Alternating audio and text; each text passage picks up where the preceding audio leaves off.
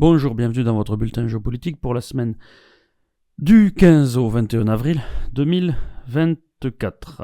Nous commençons avec la Libye. Mardi 16 avril, Abdoulaye Bathily, l'émissaire des Nations Unies pour la Libye, a démissionné en arguant que l'ONU ne peut pas réussir à soutenir le processus politique en raison des dirigeants libyens qui privilégient leurs intérêts personnels au détriment des besoins du pays. Bathily est le 9e émissaire onusien depuis 2011. Il avait été nommé en septembre 2022, après une période de vacances prolongée due à la démission soudaine de son prédécesseur, Yann Koubis, en novembre 2021.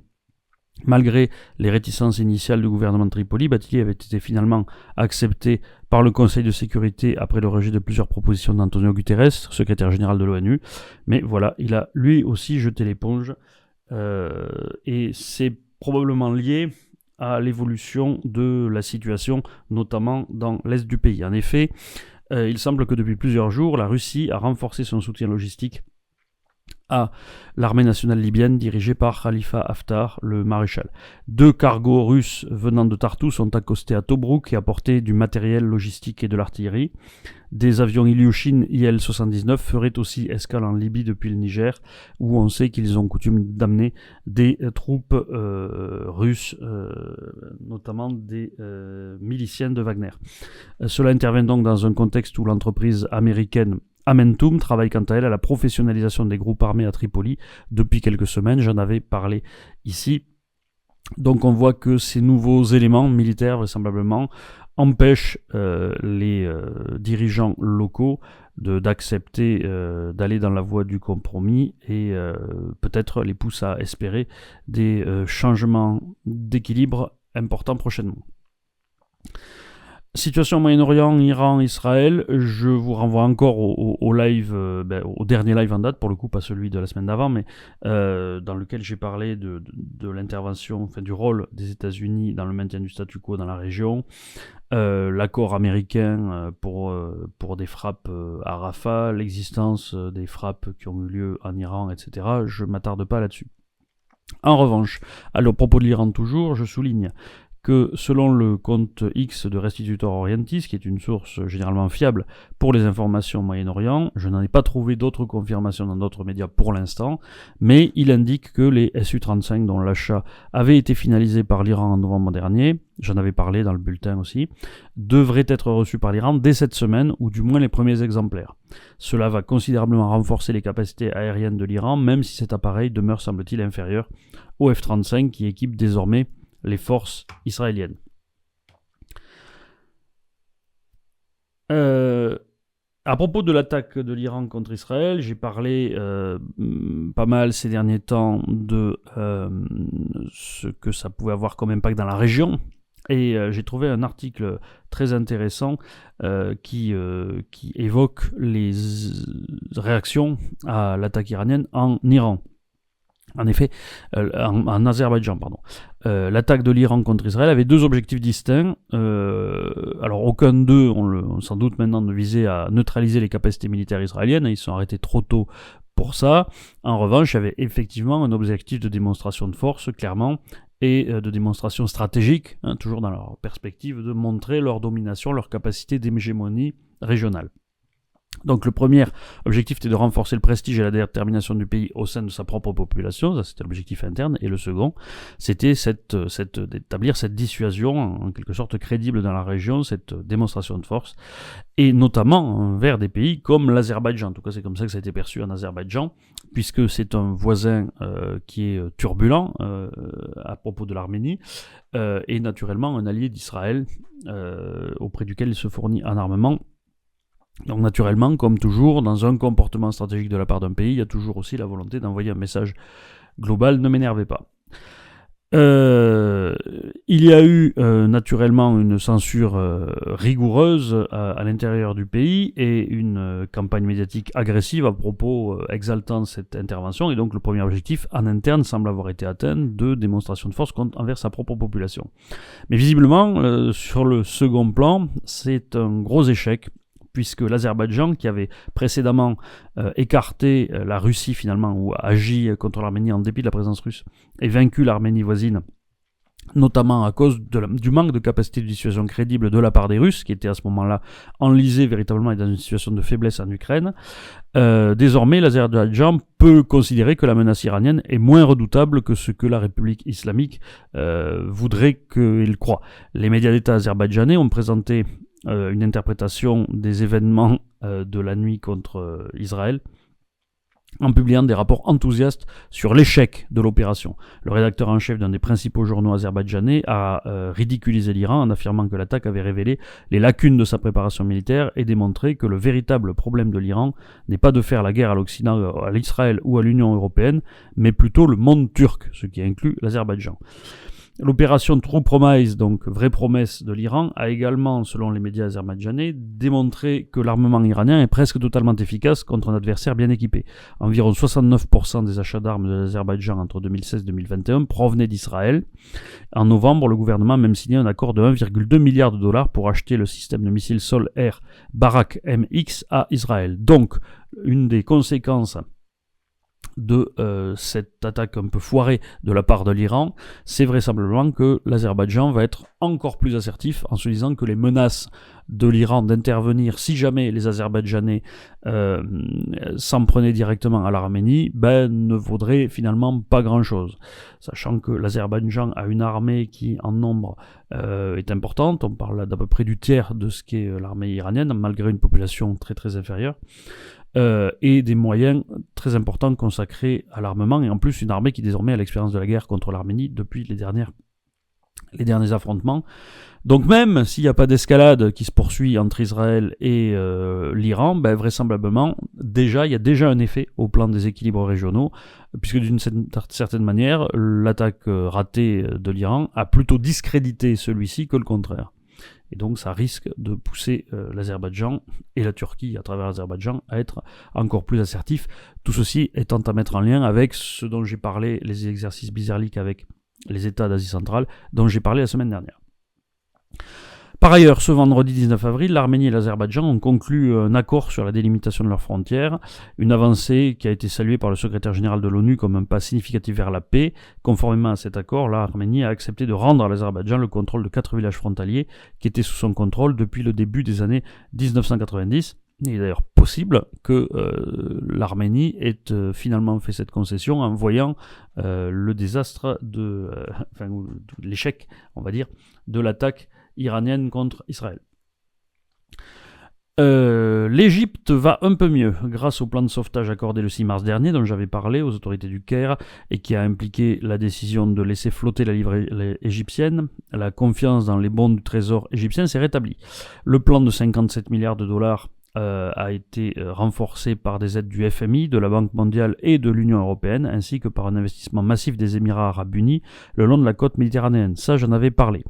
Mais alors donc que la dette égyptienne était encore perçue comme un sujet d'inquiétude il y a quelques semaines, désormais, grâce à ce plan d'aide qui a recrédité finalement l'État égyptien, la dette égyptienne jouit désormais d'une bonne réputation. En un mois seulement, les obligations d'une valeur de 2,4 milliards de dollars qui ont été mises sur le marché ont suscité un investissement, en tout cas un intérêt, semble-t-il, à hauteur de 21 milliards de dollars de la part des investisseurs avec une vraie volonté d'investir en Égypte. Cela a permis au Trésor égyptien de porter son offre à 8,5 milliards de dollars. En conséquence, le rendement des obligations égyptiennes a chuté, bien qu'il demeure à un niveau à 2 chiffres, ce qui reflète un taux de risque réduit et qui permettra à l'Égypte de se financer plus facilement et avec moins de risques de long terme, puisque naturellement, quand les taux auxquels vous devez emprunter baissent parce que la confiance remonte, c'est un avantage. Et donc, il n'est pas impossible que l'Égypte sorte petit à petit de la phase critique dans laquelle elle s'était plongée en matière financière, et c'est assez clairement un succès pour Sisi qui a été réélu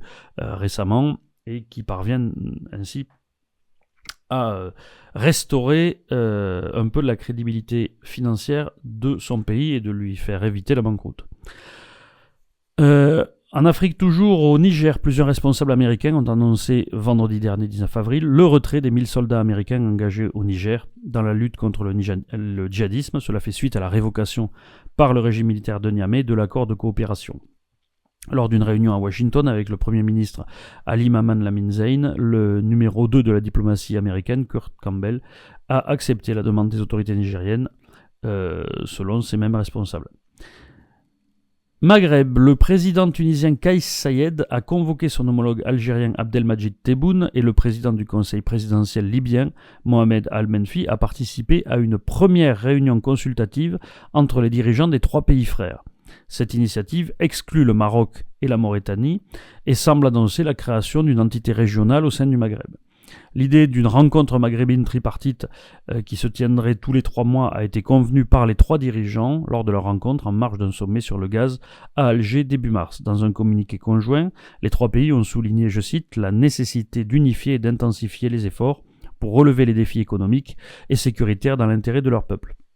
Certains médias marocains ont accusé l'Algérie de chercher à former une alliance maghrébine contre le Maroc, son principal rival régional, et ont dénoncé une manœuvre visant à faire croire que l'Algérie n'est pas isolée dans son voisinage. Quand vous arrivez à faire une manœuvre qui montre que vous n'êtes pas isolé, en général, c'est que vous n'êtes pas isolé, de manière générale. Mais enfin, le but, clairement, du côté des autres pays maghrébins que le Maroc, c'est de faire avancer les choses après l'impasse de l'Union du Maghreb arabe qui avait été créée en 1989, qui visait à imiter un petit peu la création de la communauté économique européenne, mais qui a été plongée dans l'impasse très tôt et qui n'avançait plus justement à cause des tensions algéro-marocaines. C'est un petit peu comme si la communauté européenne avait essayé de se faire, alors que l'Algérie, la France et l'Allemagne étaient encore dans des rapports de tension similaires à ce qu'ils ont connu au 19e et au début du 20e siècle. Naturellement, ça n'aurait pas fonctionné. Amérique du Sud, les États-Unis ont décidé de rétablir les sanctions contre les secteurs pétroliers et gaziers du Venezuela. C'était une question qui était en suspens depuis quelques semaines avec l'approche des élections, c'était un allègement qui avait été annoncé à la suite de l'accord électoral de 2023 entre les représentants du président Maduro et ceux de l'opposition. Washington justifie désormais que Caracas n'a pas respecté certains engagements qui visaient à garantir la tenue d'une élection présidentielle équitable en juillet. Les États-Unis critiquent en particulier, vous vous en doutez parce que j'en ai parlé beaucoup, l'inéligibilité de la candidate de l'opposition, Maria Corina Machado, qui était en tête des sondages, ainsi que le refus d'inscrire sa remplaçante désignée, Corina Yoris. Information intéressante, qui semble-t-il était connue en réalité depuis 2020, je m'en suis aperçu en faisant quelques vérifications, mais c'est important d'en parler maintenant en particulier avec tout ce qui se passe. Donc j'ai appris dans un article du Point, alors peut-être que je l'avais su mais que je l'avais oublié, mais je crois que j'en avais jamais parlé dans les bulletins, que le régime de Maduro au Venezuela, qui est allié à l'Iran depuis la présidence de Chavez, a laissé le groupe paramilitaire Hezbollah s'implanter sur le territoire vénézuélien, d'où celui-ci organise des trafics de drogue, qui s'inscrivent vraisemblablement dans le cadre général du narcotrafic, dont la Syrie est également devenue une plaque tournante, et vous vous en souviendrez, là aussi j'en avais parlé, de la Syrie qui est pratiquement devenue un narco-État, avec notamment la drogue des djihadistes, le Captagon. Je trouve ça particulièrement intéressant parce que ça montre quelque part qu'il y a véritablement aussi le deuxième cercle du bloc qui s'organise entre lui. C'est-à-dire, il n'y a pas juste une projection en gros de la Russie et de la Chine en direction de l'extérieur, il y a aussi l'Iran qui est allié au Venezuela et les proxys du Venezuela comme le Hezbollah qui sont de l'Iran comme le Hezbollah qui sont alliés aussi au Venezuela. Donc c'est véritablement un réseau bien maillé qui s'est mis en place dans l'opposition à l'ordre international. La grande nouvelle de cette semaine, c'est naturellement l'aide à l'Ukraine. La Chambre américaine des représentants qui a approuvé samedi l'enveloppe de 61 milliards de dollars tant attendue pour aider l'Ukraine dans le conflit contre la Russie. Cette assistance militaire et économique, issue de mois de négociations extrêmement tendues et laborieuses, doit maintenant être ratifiée par le Sénat, où un premier vote pourrait avoir lieu dès mardi. Le président Zelensky a réagi immédiatement au vote favorable des États-Unis, en indiquant que l'aide américaine, selon lui, sauverait des milliers et des milliers de vies. Il a expliqué que, je cite, « la loi d'aide vitale adoptée aujourd'hui par la Chambre des représentants empêchera la guerre de se propager, sauvera des milliers et des milliers de vies et aidera nos deux nations à devenir plus fortes ». Et il s'est dit reconnaissant envers les élus américains. Côté russe, le Kremlin a aussi réagi et indiqué que l'aide américaine votée tuera encore plus d'Ukrainiens à cause du régime de Kiev et va exacerber les crises mondiales. Et vous noterez que dans la seconde, immédiatement, tous les trolls pro-russes sur X ont exactement repris ces vocables et les ont relayés sur Twitter X. et ailleurs sur les autres réseaux sociaux. La porte-parole de la diplomatie russe, Maria Zakharova, a quant à elle déclaré sur Telegram, je cite, « L'attribution de l'aide militaire des États-Unis à l'Ukraine, à Israël et à Taïwan va exacerber les crises mondiales. L'aide militaire au régime de Kiev est un soutien direct aux activités terroristes. À Taïwan, c'est une ingérence dans les affaires intérieures de la Chine. Pour Israël, c'est une voie directe vers une aggravation sans précédent de la situation dans la région. » Alors, ce qui est très intéressant, effectivement, c'est que ce pack d'aide, finalement, c'est une ceinture mise autour du bloc, c'est-à-dire Ukraine, Israël, Taïwan, la Russie, l'Iran, la Chine. Les trois, un signal envoyé assez clairement aux trois membres du bloc. Et à propos de la Chine, justement, le chancelier allemand effectue actuellement, Olaf Scholz, un voyage en Chine qui s'étend sur une période significative de 3 jours, ce qui est assez long pour ce genre de voyage. Bien que la Chine soutienne la Russie, il semble que le moment soit davantage aux ajustements qu'à une rupture. Pour Pékin, Berlin demeure un partenaire occidental conciliant, il faut bien s'en rendre compte, tout comme il est un peu ambigu face à la Russie. Chose intéressante, Olaf Scholz n'a pas traîné avec lui Ursula von der Leyen comme l'avait fait Emmanuel Macron. Et encore une fois, on voit le jeu solo un peu joué en Chine par les Allemands. Cette visite intervient à un moment où l'Allemagne s'inquiète de l'évolution économique de la Chine. Le Bureau national des statistiques chinois a rapporté ce mardi 16 avril une croissance de 5,3% pour le premier trimestre qui dépasserait donc les estimations. Bien que ce chiffre soit conforme à l'objectif officiel de 5% pour l'année 2024, le reste du monde, en particulier l'Europe et les États-Unis, surveillent ces chiffres de près. Certains s'inquiètent de devoir absorber à prix réduit la surcapacité chinoise sous réserve bien sûr que ces chiffres soient exacts, parce que comme d'habitude les chiffres donnés par les communistes, ça vaut ce que ça vaut.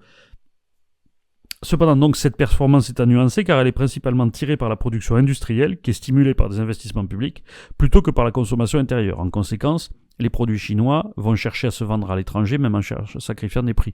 Le mécanisme est très simple, il n'y a pas de demande intérieure mais le gouvernement chinois en fait paye pour que les usines chinoises fabriquent des trucs, et donc ensuite ces trucs doivent être vendus quelque part.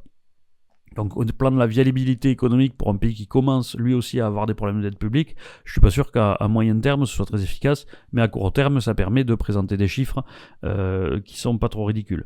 L'Allemagne quant à elle, et donc qui est très interconnectée économiquement avec la Chine, est confrontée à un dilemme, puisqu'elle craint à la fois une concurrence déloyale avec des industries chinoises qui concurrenceraient les industries allemandes grâce aux subventions qu'elle touche, et elle-même sa forte dépendance vis-à-vis du marché chinois pour son industrie. 2 jours pleins de la visite d'Olaf Scholz en Chine doivent être consacrés précisément à ces questions économiques. Et nous allons terminer en Asie avec la Corée du Nord. Selon un média d'État nord-coréen, Pyongyang aurait mené ce vendredi 19 avril, où décidément il s'est passé plein de trucs, un essai d'une ogive de très grande taille, conçu pour un missile de croisière stratégique, en plus du lancement d'un nouveau missile de type anti-aérien. Certains experts militaires estiment que les missiles de croisière testés par Pyongyang sont destinés en réalité à être exportés vers la Russie avant d'être potentiellement utilisés dans le conflit en Ukraine. Début avril, la Corée du Nord avait annoncé avoir testé un nouveau missile hypersonique de portée moyenne à longue portée, donc moyenne à longue portée, c'est l'échelle, et à combustible solide. À la suite de cet événement, les médias d'État avaient diffusé une vidéo montrant le lancement du missile sous la supervision, bien évidemment, du leader nord-coréen Kim Jong-un. Ce qui est intéressant avec cette idée-là, c'est que on s'était mis en tête finalement que tout ce que pourrait fournir la Corée du Nord à la Russie, ce sont des obus et de l'industrie bête et méchante et de pas très haut niveau, mais vraisemblablement ils seront aussi capables, peut-être parce que les Russes leur auront transmis les technologies nécessaires pour leur servir d'atelier et d'usine, seront aussi en mesure de fabriquer pour eux des missiles de croisière et donc d'augmenter les capacités de production de ces missiles de la Russie qui, décidément, à travers son système, pas seulement sa propre industrie à domicile, mais aussi le système qu'elle met en place avec l'Iran, avec la Corée du Nord, arrive à continuer encore à accentuer son implication et son potentiel industriel de défense, notamment dans le cadre de la guerre en Ukraine. Voilà les éléments qui me paraissaient importants de souligner cette semaine. Je vous retrouve bientôt pour de nouveaux formats. D'ici là, vous laissez pas faire.